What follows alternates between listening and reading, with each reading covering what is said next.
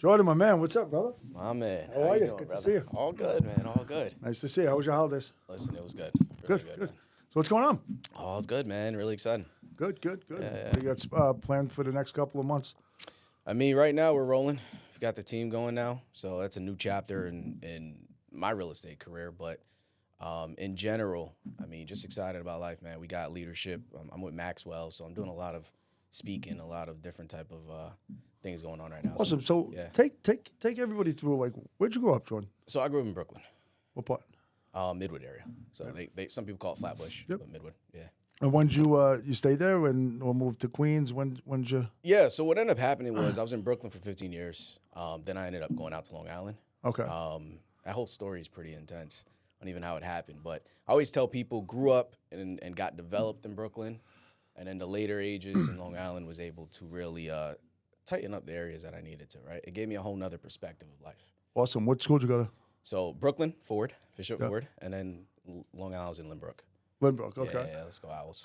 Graduated in what year? So I graduated high school 11. 2011. Yeah. Wow. God bless. 11, man. And did you go to college? Or? Yeah. So I ended up going 3 schools there, but played ball a little bit at LIU. Went to LIU and then went to Queens. And then Your brother's playing ball too, right? brother's a monster. Yeah, Where's he playing? He's out there in Iowa, northern Iowa. Northern Iowa. Yeah, How'd they do this year? Not too well.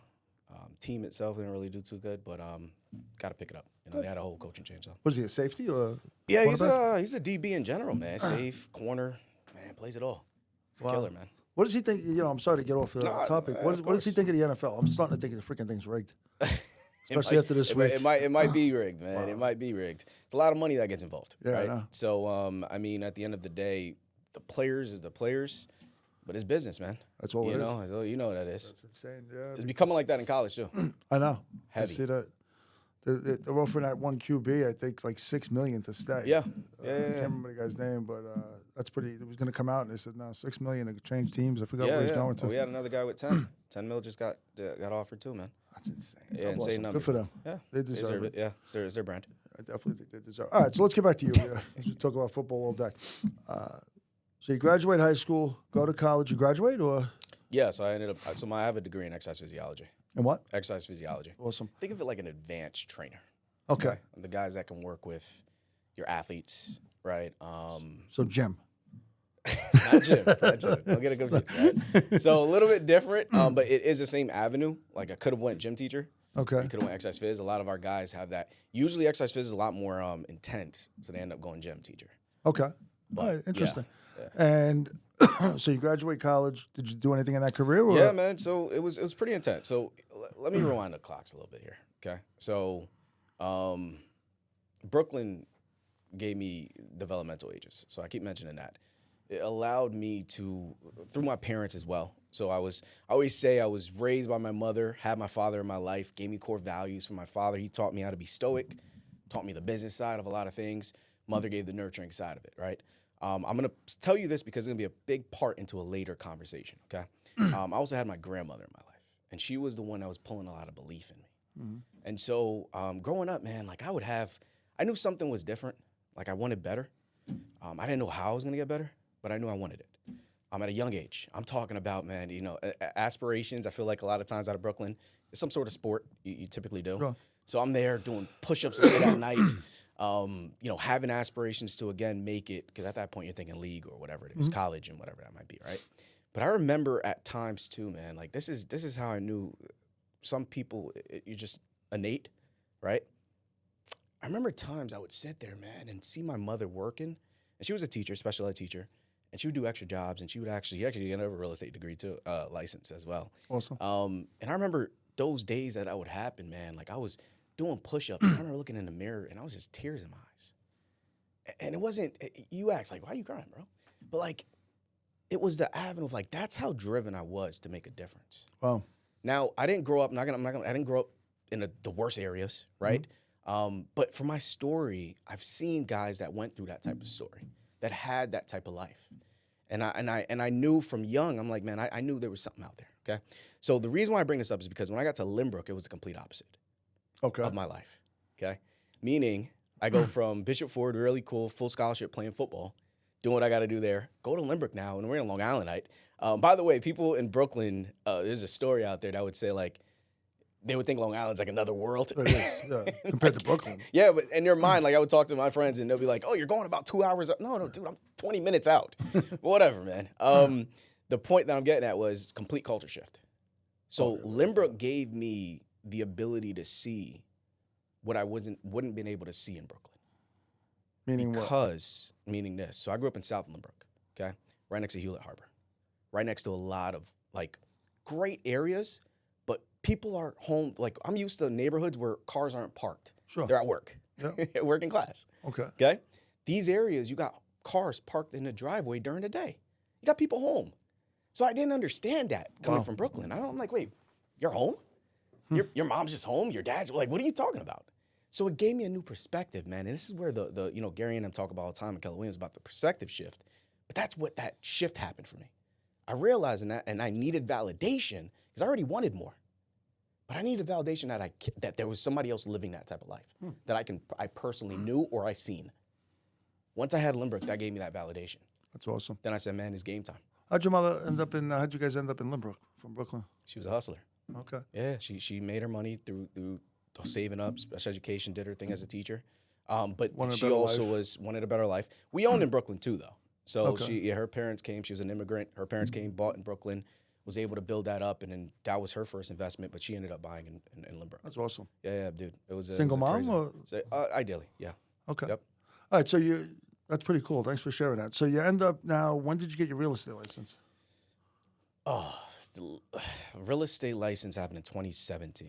2017. Okay. Why'd you get the real estate license? I fell into it, man. How?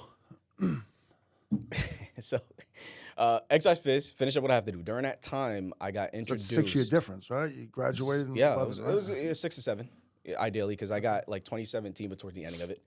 The story there is pretty unique, right? And so it all started when I graduated high school, and I got introduced actually to a network marketing company. And I always say this, man, like, I don't care what network marketing gave me the development that I needed. Absolutely. Yep. You know what I mean? It gave me the books, it gave me what I needed, right, to get into certain rooms. And because of that, I actually grew into rankings in that company pretty quickly. So I was more with the higher ups. And due to that relationship, I was 18 years old, 19, give or take, all before 21. During that time, because of my brother and coaching him so well, I actually got offered to be one of the youngest coaches at Christ the King High School. Oh, wow. Yeah, I was coaching high school ball, man.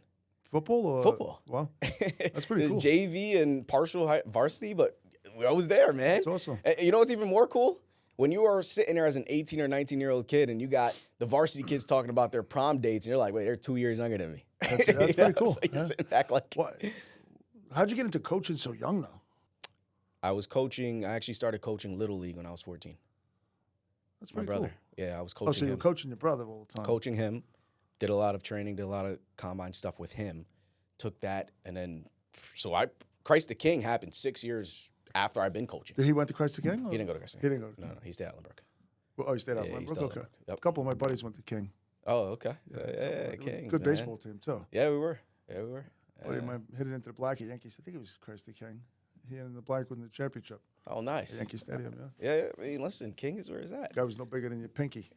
And the guy had a swing like freaking Babe Ruth. That tells you the leverage, man. Yeah. Doesn't matter. Amazing That ball whole player. body biometrics. But it started with that, man. So because of it, I got offered that ability. And so there's a lesson there. Because of the network marketing and because of the change there, I started reading, and I knew about, like, listen, you keep your mouth closed, you'll never get fed, right? Mm-hmm. So I always knew about having an opportunity and speaking to people. Network marketing allowed me to get into the relationship side. And because of that, when I got introduced with King, I just made the approach. And that's how I became by far, I think hopefully I might be the youngest coach that ever coached high school cool. ball. High school Especially in the varsity or JV? Both. Oh, you coached both teams. Yeah. That's so cool. Yeah, it was different. They win it all, or? They won. We were the first. So I first started there, and the way that worked is they had the varsity, and you're with the varsity guys during practice. They had their their coaches. JV had our own staff. So I was defensive coordinator on JV. Okay. So full-blown JV defense coordinator. I was the first year Christ the King with our coaching staff actually went pretty far. I think we went to the championship that year. We lost in the championship. Oh, nice. Yeah. So it was You said why? I said, wow. Oh, I was like, wow. Why? Yeah, I mean, we 'Cause probably sucked. We lost. we sucked. Someone was better. What do you mean? Some of those refs. but that's how it happened. So when that happened, man, I stayed at Christ the King about 3 years. In that journey, you asked how I got into real estate.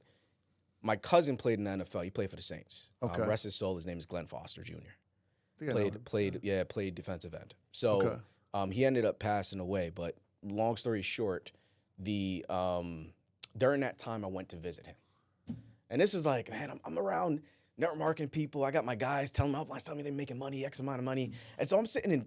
You can picture a kid in college, man. I'm sitting there trying to learn about something. I'm asking the teacher like, hey, what do you guys like make? Like, what does this look like? And she's telling me, all right, on the high end. Oh, you're talking money. Yeah. I'm around business people. Yeah. So I'm like, you got to tell me something. Time equations, right? So I'm asking on their end, and she's like, listen, you guys will be lucky to make like 50K. And then I remember, which is fine. There's no problem with making 50K. Money, yeah.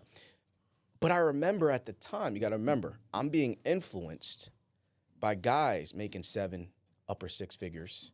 And I'm talking to them weekly. So now I'm hearing this, and I'm going, I don't know if I like this. Okay. You get it? Sure. And then you're like, oh, okay, Jordan, you're a money-driven guy. No. There's nothing wrong with that. But it's okay, right? You understand certain views. Then they also realized when I was doing it for a little while, it was one-on-one or maybe group, but it was limited, man. Like I was only limited to that gym, right?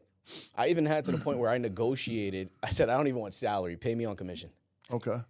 Smart. Sorry. Yeah, well, yeah. Could be smart. I made it smart because here's why.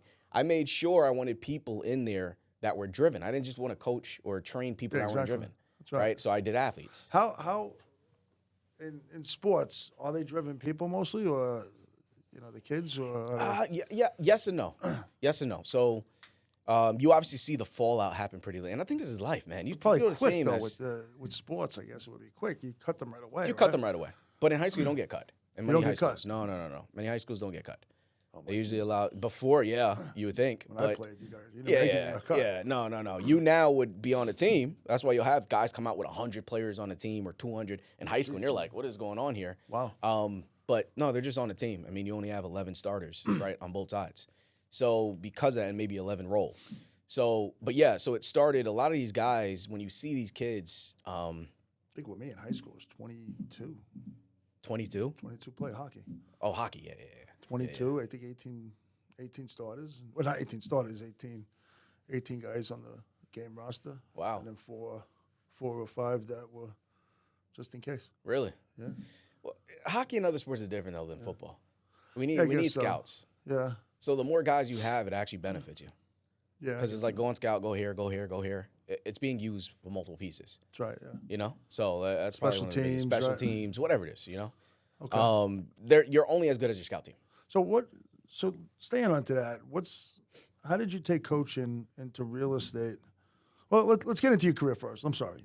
Before we get into that, remind me to ask that question if I forget to ask you about coaching in football and then in real estate with the people you're coaching today. Yeah. You get into real estate. What's that like in the beginning? Let's talk about real estate here. So real estate was tough, man. Real estate was tough. And it wasn't tough for the meaning of like anything, right? Okay. So falling into real estate, my cousin taught me that. The same NFL player, I was down with him. He was using his money to purchase developments and do all these things, right? And he taught me that, okay, there's something you can do in this field. And I was like, I got to do it up in New York. What would that look like? And he's like, hey, have you ever thought about being an agent? I'm like, the hell's an agent? Yep. So I'm like, well, what are you talking about? I had no idea, right? 21 at the time or 22 at the time. How would you? I'm like, okay, let me go see what this looks like. So came up here, ended up doing that course. And so that's kind of how I tripped into being an agent. Okay. Now, I wasn't part of KW first.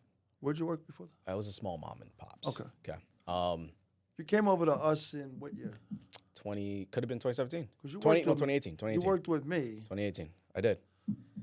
I'm gonna tell you your story, man. Yeah, I'm gonna talk to you on your story, brother. So best guy you ever worked with. Yeah. So what happened was when I got chipped in. So I'm gonna tell you, this is a good thing for Keller Williams. So at the time when I joined this mom and pops, right? I'm a hungry guy. I'm coming off of being very successful in network marketing. Yep. Coming off of exercise physiology, negotiating on being a commission based. So I'm hungry. And I remember just going after, making calls, not knowing what I'm doing. I'm just freaking throwing something on the wall, right? Hopefully something sticks. I've done that, yeah. And so it wasn't until I called so many different times these homeowners, and I keep hearing Keller Williams. Are you from Keller Williams again? I'm like, what the hell is this Keller Williams keeps calling? Yeah. Right? Remember Again, that, makes sense now.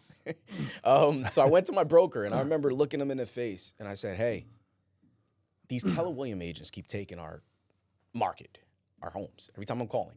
We got to do something right now. Let's I'm a football guy. Let's go. Let's win. I don't know what that looks like, but let's go win. And I remember he told me as a young, ambitious guy, and he said, Jordan, don't worry. Like, time will come. Like, don't do anything. Like, pretty much. Leave it alone. Leave it alone, right? Not what you tell an aggressive guy. No, definitely not. You know what it is being in the sport. Imagine you playing hockey and the guy's like, don't go hard. Yeah, the other team, just sit back and Play take easy. it. Yeah. What's that? Let him hit No. So at that point, I already knew there was a disconnect. And then that's when I made the What did he transition over mean? to you guys. What did he mean by it, though? Do you think he meant something that he just couldn't explain the right way? Or Maybe now in hindsight, but I maybe always be patient, he thought? yeah, but Just all right. instead So of how other- I word it now is called impatiently patient. Yep, Impatiently mean I got to get to the work now. of course, yeah. Patient means as I'm doing the process, it purifies you. Let the results come. Okay, There maybe was that's what he meant. No. I'm trying to It was help him more out. of like it's nice, yeah. nice, but again, two different views, right? Okay. No different than the nurturing coach now versus the harder coach, right? You have different views. So at that time, I needed a harder coach. Okay, maybe now differently, I don't know, but I need a harder coach then. So it didn't happen then, and that's when I made the switch to you guys. And it was Linda who I met with. Again, I think you guys had her on there too. Amazing again. And I always tell people, listen, law of the lid, right? John Maxwell. Yep. Like number one law there. Your leadership, everything falls and rises on leadership, right? That's it.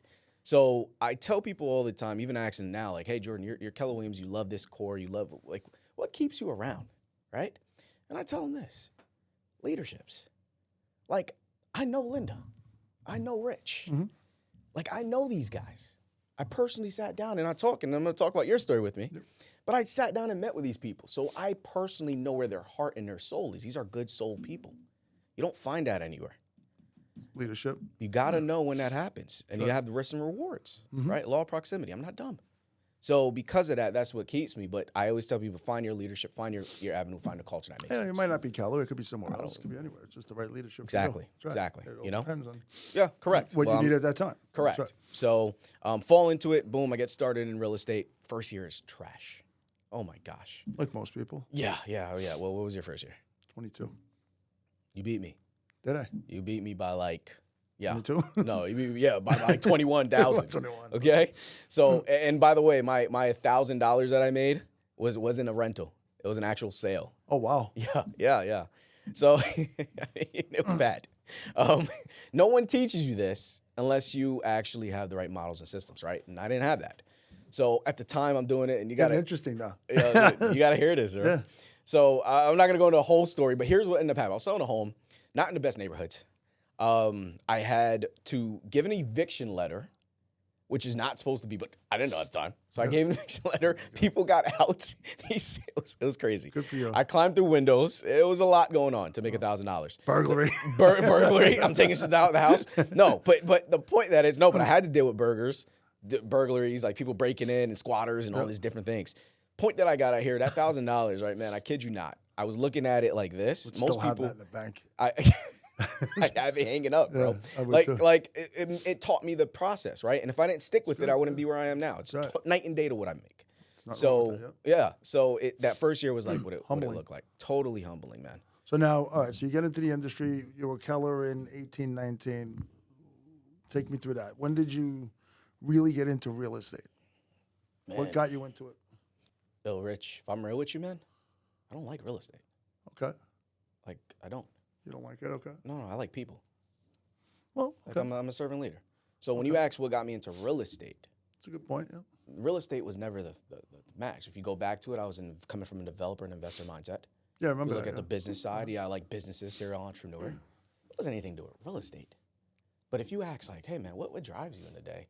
Dude, I got a people. core value, man. It was three things: impact, significance, and growth. Okay. That's it. Impact, significance, and growth.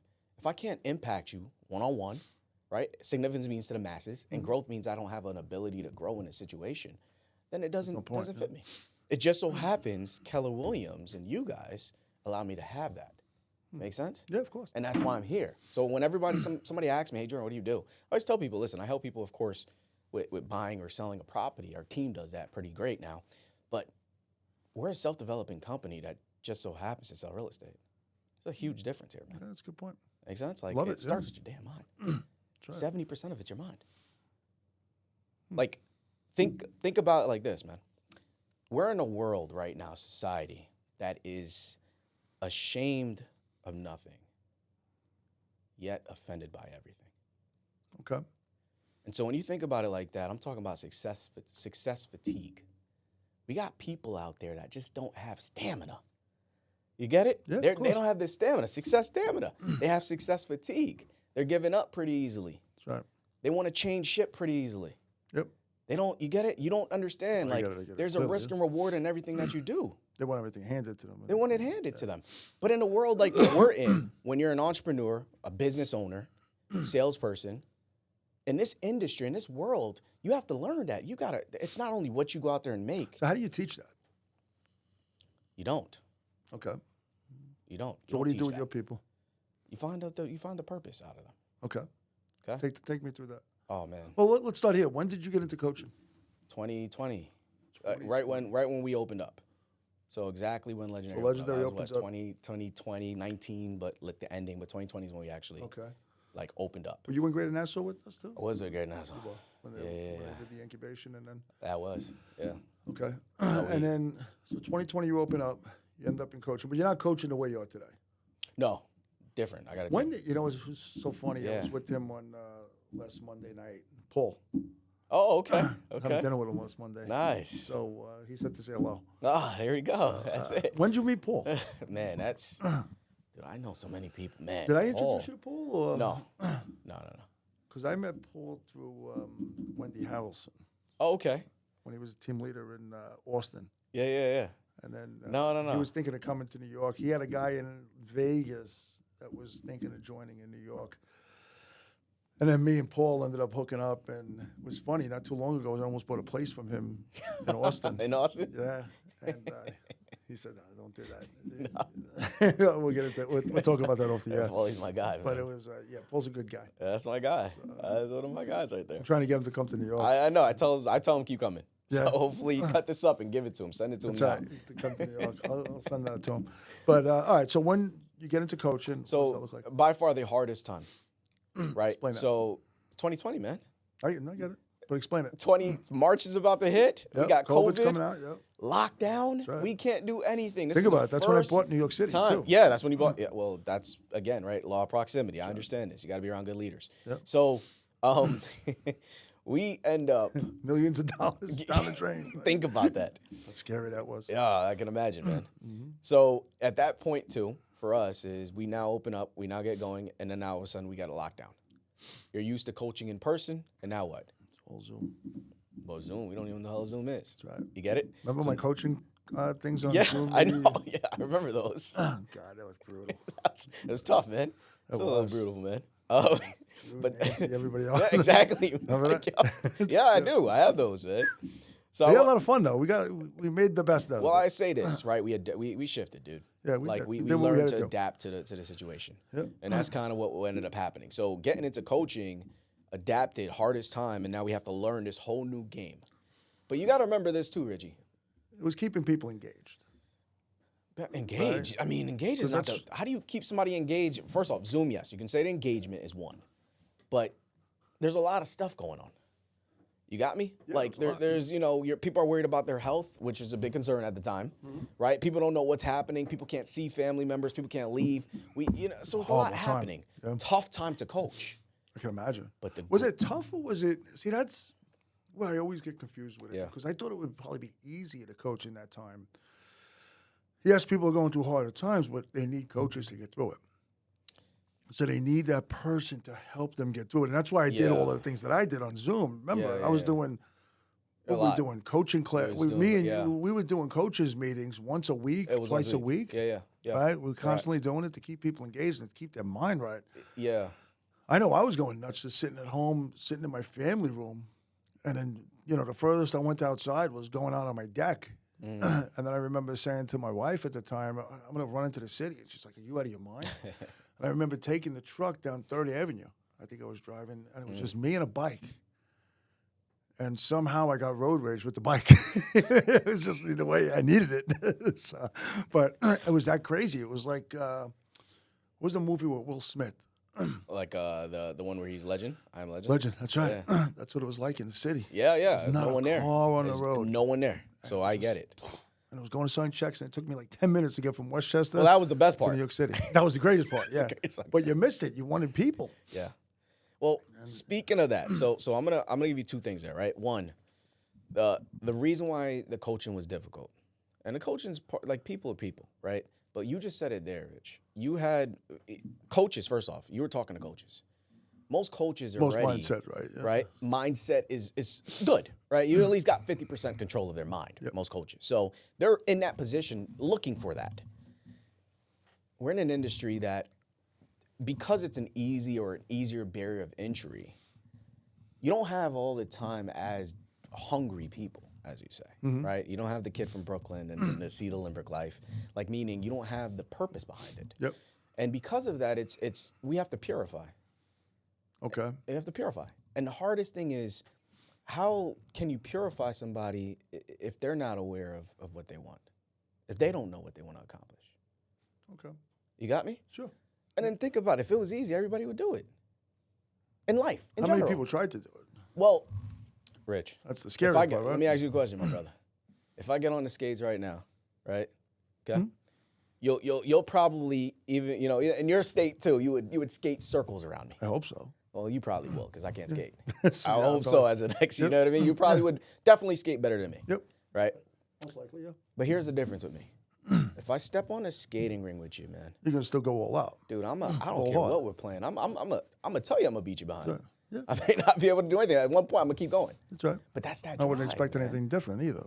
Well, that's called drive. That's right. So it's no different. But how than many every people players. coming out had the drive, and how many didn't? Because everybody was making money too. You got to remember that. Yeah. In COVID, everybody made money. Oh, yeah. Well, again, It was the worst time, but the best time financially. It was worst. amazing. Yes, for us. correct. And from how you're looking at it, it's all perspective, right? Correct. If you're a newer agent, again, which we've seen a lot of, which where they're newer guys who are newer office, so we're getting a lot of newer guys to get into the ropes, which we learned, we tightened up, and we gotten so good with it. But during that time, when you're going through a process and now getting used to Zoom and now having to not have that same impact in person, I can't really understand you as I would if we were in person. Why was it so hard to get back? Like to the office? Yeah. Think about that, right? Because before COVID, we were in living person. life, Yeah. right? And we were in person. And Yeah. I remember going into the office. I remember seeing Sandy Edgery and him like, well, Mark Chin, we're going to be down for a while. Never going to happen, bro. Never. We'll be back on Wednesday. And I'm a positive guy. And boy, was I in shock. But I was so desperate to come back. I remember doing the Red Day. And we did it over Zoom. And it was one of our best Red Days. I think we raised over $100,000 that day. And it was very well put together. But I remember doing it from the office.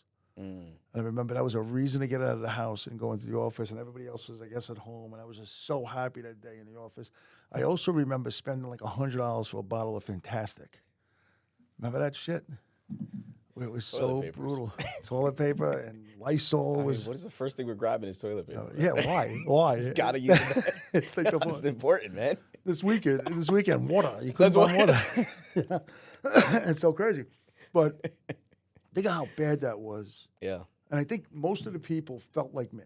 Yeah. I'm going to say honestly, I think everybody felt like me. I don't think it was anything special. But when we came back, it took a very long time for people to get back into it. Why was it? As a coach, what do you give that to? What's the reason behind that? It just gets easier doing it the way. Don't people always do what's comfortable?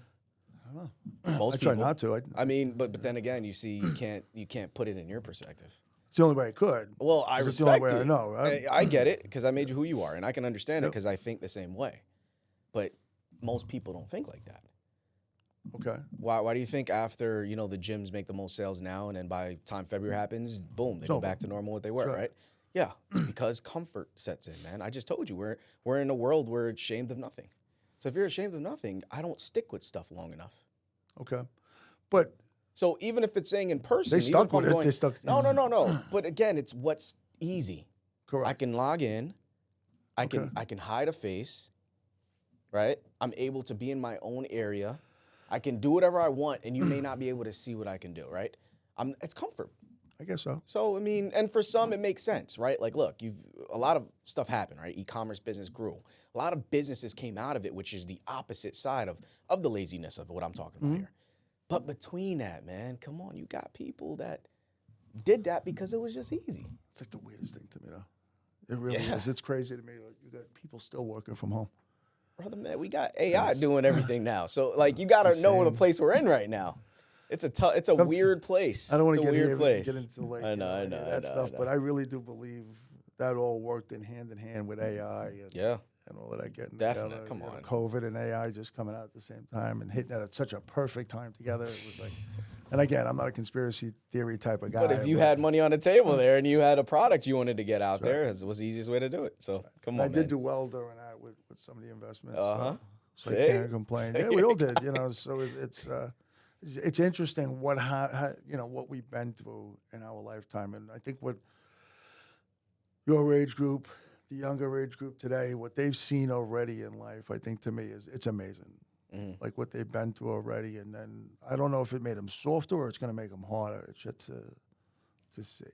I do know this, looking at the younger people today, and I know a lot of people knock them, especially my age group. I don't necessarily think that's true. I don't think they're soft. I think they're very smart. Yeah. I think the young group is very creative. smart. Yeah, they're really creative. They know what they want, when they want it, and they're not afraid to ask for it. But it's just, how do you, again, and the reason I'm talking about that is about coaching. Yeah. Because you have to see all different types. You see everybody. Who do you, all different personalities. How do you coach somebody like me? And then how Yeah. do you go from that and then coaching somebody just getting into the industry at 22? I'm going to just go back to you, okay? Because 22. And I'm sorry to be all over the place today, but we're having fun, man. The 22-year-old could have your mindset. So I'm not going to go with the age. What I'm looking for is the mindset, like you said. Okay. So, man, you know what I say? This industry, I mean, we do the whole thing with the dispersonality types. Keller Williams does a good job with kind of weeding out the ones that, are putting you in the places that you belong. You coach to the industry, or do you just coach to the person? Oh, man, I coach. Go back to what I said, mindset. Okay. So I'm a big developer guy. Okay. So if you put me on a field, I'm a player's coach. I'm a coach that's gonna be developing the player, right? So the industry is pretty easy, the skill set, right? If you go 70, 20, 10, right? 10% is the skills. I mean the strategy. 20 is the skills, 70 is the mind. Interesting. Okay. So I don't, like someone like you came in with a certain mindset. I don't have to do much mindset stuff on you. You're pretty much ready to roll. I give you the skills and I give you the strategies. You're ready to go. But for majority of the people, it's getting the mind right, man. And then with that being said, like you just said, most people it's the mindset getting that right. But do the people that don't have the mindset have the skills? Or do they have the Not strategy? that they have the skills, but look, we have different people in different areas. Some people come from what I call a step up. Step up meaning maybe their parents owned something, right? Insurance, whatever, right? Parents owned something, whatever, yeah. So that's a step up because you kind of already have a database, right? So you're stepping into that world. Okay. Then you have those that, like me in a way, that didn't come with anything. And it might have been something where it was, all right, I gotta teach you the skills. I got to actually show you the whole ropes, right? But the whole process of what you're teaching, man, is, dude, I'm going to not only coach your mind, but I'm going to give you the skill sets. You got to coach on it. But Keller Williams does that, though, man. Yep. What made you get into Maxwell? I love speaking, man. I love leadership. How'd you get into that? Reaching out. Are you one of his coaches yet? Or? I am. You are? Yeah. Oh, cool. What was that process like? A lot of speaking. Okay. Speaking, getting in front of people, talking. He's a good guy, John, too. Yeah, Very nice guy. Man, just, again, leaders, dude. So I want to develop leaders. That's what I do. I develop leaders. When did you get into Maxwell? Maxwell was 2023. Oh, just recently? Yeah, recently. The ending of it. And then at 23. Yeah. That's so cool. Yeah. And that's how I got in there, man. All right, so you're coaching in Legendary. Take me through one of your programs in Legendary. So, I mean, And then is it based against like how do you help me understand this and help everybody else understand that I pretty much know it, but everybody else, you're running a team yeah. and then you're coaching. Mm-hmm. What does that look like? Because I talk to different coaches and they mix the two sometimes. They using Yeah. this, paying Peter to steal from Paul. And, Yeah. So, look, the team stuff now is kind of what's now being built. I was just think of it like more of, teams is more than one person. So we calling it a team, but it's really just two of us, right? I'd say we focused more on the coaching aspect versus the team. Okay. Now, though, I'm post-coach. So I coach my team. I have a team now, okay? Are you coaching in the market center? No. Okay. Post-coach. So post-coach now is just the team.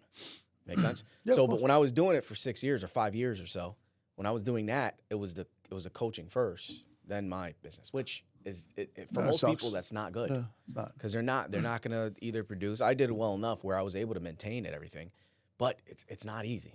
So I can imagine. Yeah, what I would say is, man, it's if you're going to have a desire for one or the other, you're gonna make that decision. If you're going to create the team model from the coaching, you can do that. Don't take this the wrong way. Yeah. And hopefully this doesn't offend anybody out there. Is coaching more, like you just said, that when you're coaching a bunch of individuals and it's not bringing you the value like a team would, is that more for you and your head, or is it more for the, you know what I mean? Like for you personally, what are you thinking in that situation? Well, all right. Because I'm always a finance guy. You know me. Well, you're heavy finance, and I respect that. We need guys like money you. guy, You know what I mean? I like that too, right?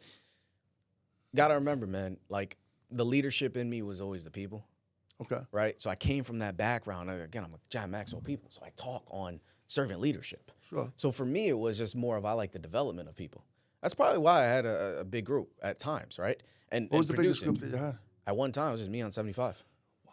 Yeah, man. It's no joke. Coach 75 people. Yes. How do you do that? You coach. You just do it. But how we do it, systemize it. See, that's Keller Williams. Systemize. I had systems and models, right? Yep. All right, we had coaching. It was once a week. We made sure it was group coaching. We brought everything together. I made sure it made sense for me. That was a difference, right? But go back to this, man. You're a sports guy. Think of it like any coach right now, college coaches or any of them. Most of these college coaches, if they're not D1 level, they're getting paid chumps change.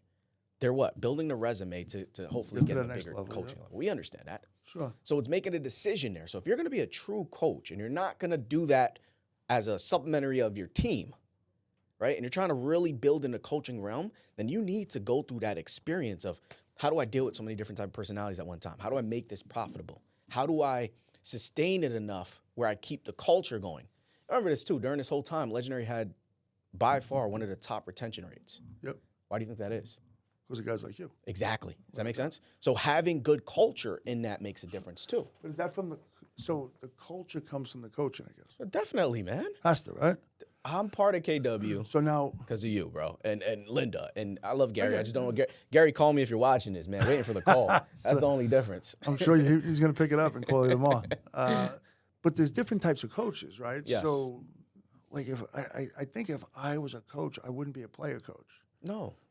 You know, But I wouldn't see I you would as probably be as a hard-nosed, Honestly, get it done type of if guy. I see you as a coach, man, I would think you're more of like a financial or business coach. Yeah. Like I would be coming to you for the strategies. All right, this is what you're gonna do. Then my numbers, give me my numbers, which is fine. That's great. Of course, yeah. I Right? get it. The player coach, just so you know, that the difference with me is because I'm hard. Yeah. Dude. Every team that I've been a part I of can see wins. that. Yeah. I I win. always said that. Yeah. The only difference when I lead it, think of it like Mike Thomas. Like the only difference when I lead it is when I'm talking to you, I'm going to talk to you. I'm going to understand the whole mindset of who you are as a person. Here's the culture that I built. You ready for it, Rich? We had a lady die in Legendary, right? She was an agent over there. She ended up passing away from cancer, right? Good person. She was in the program, okay? That same time when she was dying, about 2 weeks beforehand, I felt an itch. Something was off. I was giving her a call. She didn't answer the phone. She finally picked up the phone for me. She was super weak in her apartment. She was probably on the third floor. Mm-hmm. Said, Jordan, I can't get to the hospital. I can't get down my stairs. 2 weeks ago, whatever it is. We had somebody in the team, man. 3 seconds. Picked up the phone, called the guy. He dropped everything to go and pick her up. Without doubt. Come on, man. That's what it's You about. talk about army. You talk about going to places, soldies, That's right. right? You Have want to. people like that around you. Because at the end of the day, if you have that type of mindset, you have those type of people, You're going to win. the money's easy. That's right. The flow is easy. We're going to dial, we're going to call people, we're going to do what we need to do. That's the Without easy a doubt. part. Yep. Create the soldier, create the environment. That's right. I agree with you 1,000% on that, and that's awesome. But back to coaching 75 people. Yeah. How the hell do you do that? Because 75 people, I'm now at the point where I just want to coach one and then let them handle the 75 people.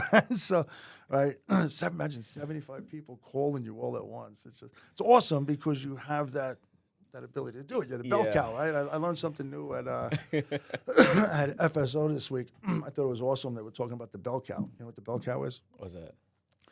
That's the cow that's in the front when you're out there with all the other cows out there on the farm. And no matter where that cow goes, all the other cows go to where that cow goes. Oh. So what you do with that cow is you put a bell around its neck. So you always know where the cow is. Yeah. That's super smart, man. Yeah, it's pretty cool. Learned that this week. And, that's what I took as a coach. Yeah. And I brought that back, and I was like, all right, that's the coach of Keller Williams. Yeah, yeah. That's you, Nancy. Yeah, I'm coach. You're coaching coaches that then will move on to their leaders, and they're going to coach the Just others. Following that leader. Makes sense. On how to do it. We don't got much time, but take me through your team now, and what's the difference between coaching your team and those 75 agents? So, you usually have the opposite in this industry.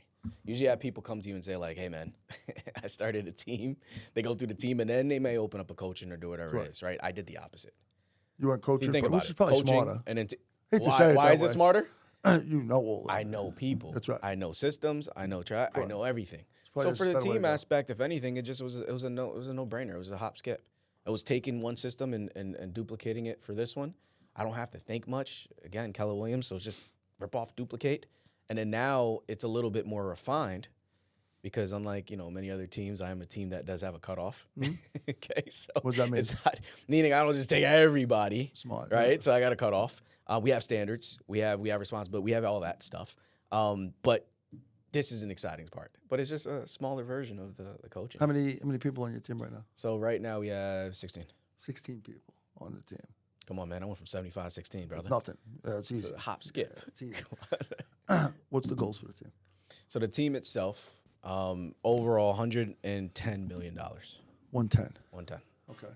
Yep. Possible or Yeah. you wouldn't Talk make it to up my guy, with that? Paulie. That's right.